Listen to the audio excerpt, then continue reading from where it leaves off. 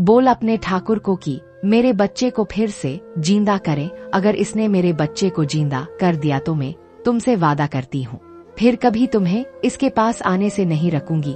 बोल अपने ठाकुर को। बेचारा बस ठाकुर जी को निहारता रहा और रोते रोते ठाकुर जी से मन ही मन बोला, क्या यही सिला मिलता है आपके हर भक्त को? क्या आप अपने हर भक्त को ऐसे ही दुख देते हो? अगर आप अपने हर भक्त को ऐसे ही दुख देते हो तो क्यों लोग आपको पूरे जगत का पालनहार बोलते हैं? क्या पालनहार आपके जैसा होता है? अरे पालनहार तो वो होता है जो अपने किसी भी भक्त को किसी भी परेशानी में नहीं देख सकता। झूठ बोलते हैं लोग कि आप पालनहार हो। अगर आप सच में पालनहार हो तो जिंदा करो मेरे बच्चे को। और आज आपने मेरा बच्चा जिंदा नहीं किया तो मैं कभी आपके द्वार नहीं आऊंगा। कौन थी वो मुसलमान औरत जो अपने बच्चे को जिंदा करने के लिए उस आदमी को बोल रही थी? और कौन था वो मुसलमान आदमी जो अपने आप को ठाकुर जी का भक्त बोल रहा था? तो आइए जानते हैं।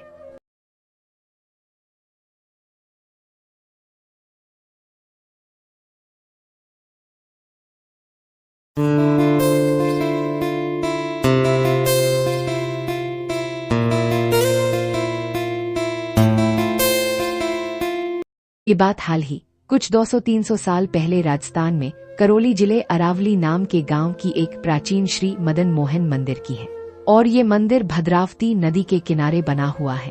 उसी मंदिर के पास वाले गांव में एक काले खान नाम के व्यक्ति रहते थे। काले खान मुसलमान थे और काले खान डाकिया का काम किया करते थे। काले खान हर दिन अपने गांव और आसपास के तमाम गांवों चिट्ठियां बांटा करते थे। एक दिन काले खान के पास मदन मोहन नाम से एक चिट्ठी आई और जहां से वो चिट्ठी आई उस चिट्ठी पर पता श्री मदन मोहन जी के मंदिर के पास का लिखा था। अब काले खान का तो रोज का काम था चिट्ठियां लोगों के घर घर जाके देने का। उस दिन भी काले खान उस मदन मोहन नाम की चिट्ठी को लेकर उस पते पर पहुंच जाते हैं। वहां काले खान ने बहुत लोगों से उस पते के बारे में पूछा, लेकिन सभी ने उन्हें मदन मोहन जी के मंदिर की तरफ ही जाने को बोला।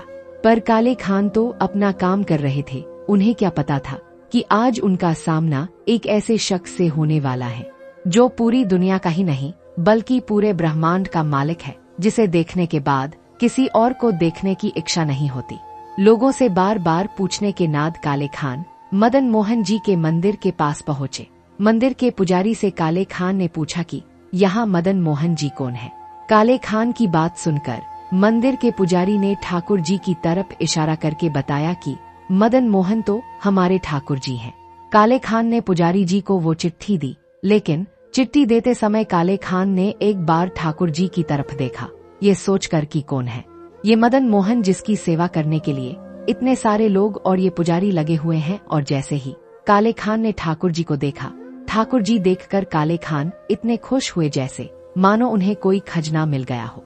उसके काले खान अपने घर चले जाते हैं। अगले दिन फिर से उनके पास उसी पते के लिए मदन मोहन के नाम से चिट्ठी आई। फिर से काले खान उस चिट्ठी को देने के लिए गए और ठाकुर जी को देखकर बहुत खुश हुए। 4-5 दिनों तक ऐसा ही चलता रहा और काले खान हर बार चिट्ठी देने जाते और ठाकुर जी को देखकर बहुत खुश होते। लेकिन अब अचानक मदन मोहन के नाम से चिट्ठी आनी बंद हो गई और इधर काले खान परेशान रहने लगे, ये सोच सोच कर कि अब क्यों मदन मोहन जी के नाम चिट्ठी नहीं आ रही है। काले खान को बेचैनी होने लगी। काले खान का मन ठाकुर जी के दर्शन करने को कर रहा था, लेकिन मदन मोहन के नाम से चिट्ठी ही आनी बंद हो गई थी। तो काले खान ठाकुर जी के दर्शन कैसे करते? इसीलिए काले खान ने खुद से ही उसी पते के लिए झूठी चिट्ठियां लिखनी शुरू कर दी और सोचने लगे अब तो दर्शन हो ही जाया करेंगे ठाकुर जी के। ऐसे ही रोज काले खान खुद से झूठी चिट्ठियां लिखते और रोज ऐसे ही बड़े प्यार से ठाकुर जी के दर्शन करते। ऐसे ही कुछ दिन बीत गए। एक दिन काले खान को ठाकुर जी के लिए चिट्ठी लिखने में देर हो गई। इसी वजह से चिट्ठी देने और ठाकुर जी के दर्शन करने के लिए देरी हो गई और काले खान शाम के समय चिट्ठी देने के लिए गए। उस समय शाम की आरती हो रही थी। आरती के बाद मंदिर के पुजारी जी खीर का प्रसाद बांट रहे थे। पुजारी जी ने सभी को उस खीर के प्रसाद को बांटा, लेकिन काले खान को खीर का प्रसाद नहीं दिया। ये बात काले खान को अच्छी नहीं लगी और इसीलिए काले खान ने ठाकुर जी से मन ही मन कहा, ठाकुर जी ये कौन सी बात हुई? यहाँ सभी को पुजारी जी ने खीर दी, लेकिन मुझे क्यों नहीं दी? मुझे भी आज खीर खानी है और मैं आपके हाथों से ही खीर खाऊंगा। नहीं तो मैं आज खाना नहीं खाऊंगा जब तक आप मुझे खीर नहीं खिलाओगे। और ये प्यारी सी ठाकुर जी को धमकी देके कर काले खान अपने घर चले गए। रात हुई, काले खान की पत्नी ने उन्हें खाना दिया, लेकिन काले खान ने भूख नहीं है ये कहकर कहना खाने से मना कर दिया। धीरे धीरे और समय बीता। रात को काले खान के घर पर सभी का सोने का समय हो गया और काले खान के घर सभी लोग सो गए, लेकिन काले खान नहीं सोए, क्योंकि काले खान को ठाकुर जी के हाथों से खीर जो खानी थी, और इसीलिए काले खान ठाकुर जी के आने का इंतजार कर रहे थे। काले खान को पक्का विश्वास था कि ठाकुर जी उनके लिए खीर जरूर लाएंगे। रात के तकरीबन 12 बजे काले खान के घर के दरवाजे पर एक दस्तक होती है। काले खान ने जब घर का दरवाजा खोला तो काले खान की आंखों से आंसू आ गए, क्योंकि काले खान के घर पर आज पूरी सृष्टि के पालनहार काले खान जी के ठाकुर जी उनके घर आए थे। और ठाकुर जी खाली हाथ नहीं, बल्कि काले खान के लिए अपने हाथों में उस पात्र में गर्मा गर्म खीर लेके आए, जिस पात्र में खुद ठाकुर जी को भोग लगाया जाता है मंदिर। काले खान ने ठाकुर जी को आसन दिया और ठाकुर जी को बिठाया और ठाकुर जी से रोते रोते पूछने लगे कि ठाकुर जी, इतना समय आपको कैसे लग गया? मैंने तो सुना है कि आप अपने भक्त को एक पाल का इंतजार नहीं करते हो, तो मेरी बारी पर आपको कैसे समय लग गया? काले खान रोता देखे ठाकुर जी मुस्कुराए और काले खान की आंखों से आंसू पोंछे, और ठाकुर जी काले खान से बोले, ठीक कहा काले खान, मैं अपने हर भक्त को एक पल का इंतजार नहीं करता हूँ, लेकिन जो भक्त मुझे अधिक प्रिय होता है उससे मैं फुर्सत में मिलने आता हूँ, जैसे कि तुम। उसके बाद ठाकुर जी ने काले खान को होने ही हाथों से खीर खिलाई और उसके बाद ठाकुर जी ने और काले खान ने पूरी रात बातें की।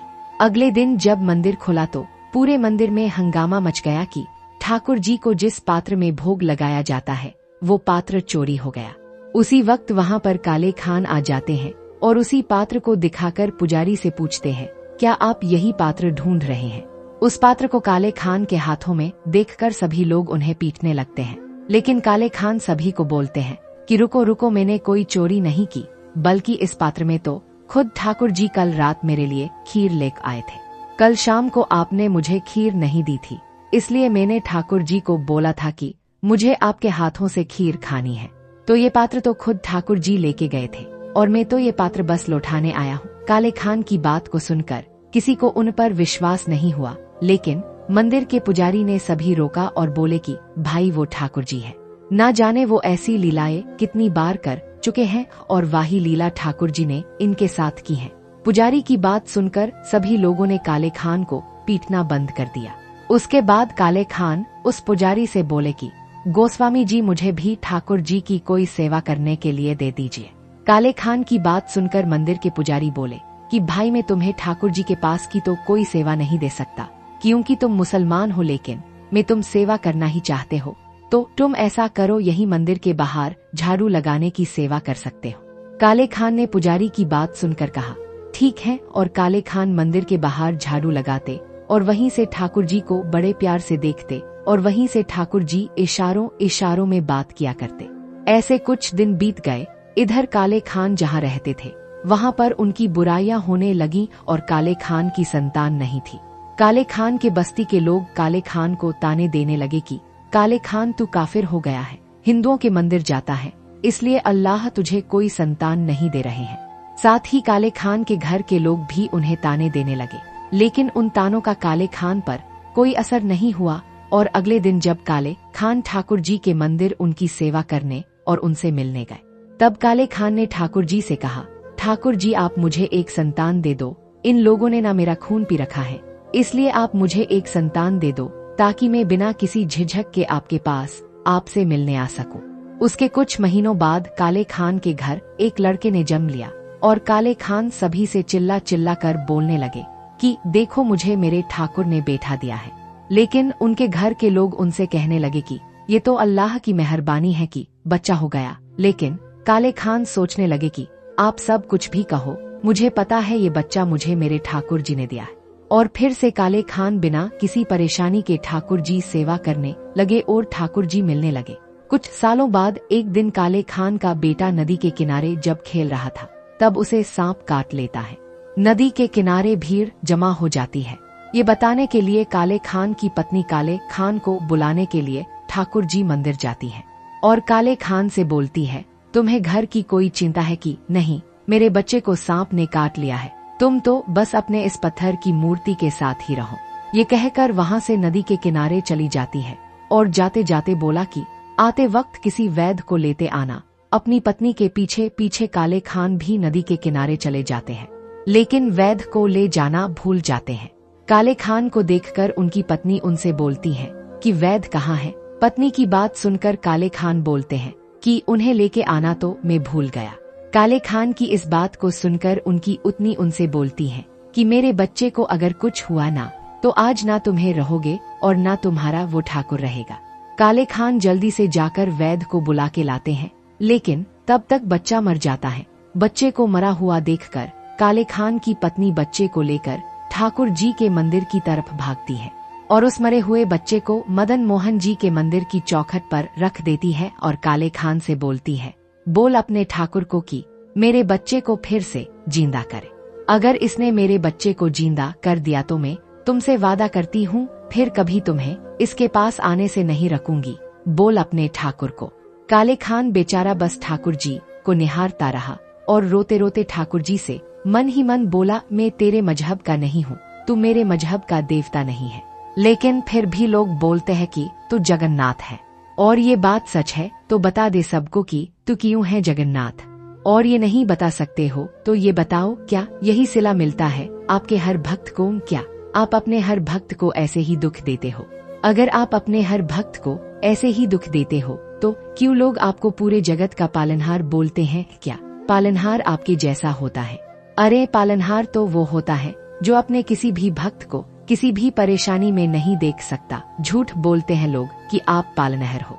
अगर आप सच में पालनहार हो तो जिंदा करो मेरे बच्चे को, और आज आपने मेरा बच्चा जिंदा नहीं किया तो मैं कभी आपके द्वार नहीं आऊंगा। इतना कहते कहते काले खान की आंखों से आंसू गिर जाता है और वो आंसू उस मरे हुए बच्चे के गाल पर गिर जाता है। और जैसे ही काले खान की आंख का आंसू उस मरे हुए बच्चे के गाल पर गिरा तभी वो मरा हुआ बच्चा अचानक उठ के बैठ जाता है, जैसे वो किसी गहरी नींद से जगा हो। और जागते ही बच्चा कहने लगता है, कहाँ गया वो, कहाँ गया? उस बच्चे की बात सुनकर काले खान और उनकी पत्नी बच्चे से पूछते हैं कि कौन कहाँ गया? अपने माता पिता की बात सुनकर वो बच्चा बोलता है, अरे माँ बाबा वो कहा मेरा दोस्त, वो मोटी मोटी आंखों वाला, उसके घुघराले बाल थे और उसके बालों में मोर पंख लगा हुआ था। और अंत में ठाकुर जी की मूर्ति की तरफ इशारा करके बोलता कि इस मूर्ति की तरह दिखता था वो, बस वो जिंदा था और ये मूर्ति है। अपने बच्चे की बात सुनकर काले खान बोलते हैं कि ठाकुर जी इतनी देर से मेरे बच्चे के खेल रहे थे और अपने बच्चे को जिंदा पाकर काले खान और उनकी पत्नी बहुत खुश हुए। उसके बाद जब तक काले खान जीवित रहे तब तक काले खान ठाकुर जी के मंदिर में उनकी सेवा करने आते और उनसे खूब देर तक बातें करते। और कहा जाता है कि आज भी उस मदन मोहन जी के मंदिर में जो आरती होती है उस आरती में काले खान का नाम सुनहरे अक्षरों में लिखा हुआ है। अब तक तो आप समझ ही गए होंगे कि सच्ची भक्ति पूजा पाठ नहीं होता, बल्कि सच्ची भक्ति तो अपने आराध्य पर अटूट विश्वास होता है। और हमारे ठाकुर जी तो हर किसी की सुनते हैं। तो प्रेम से बोलो राधे राधे। अगर आपको हमारी ये वीडियो अच्छी लगी हो तो वीडियो को लाइक, कमेंट और शेयर जरूर करें।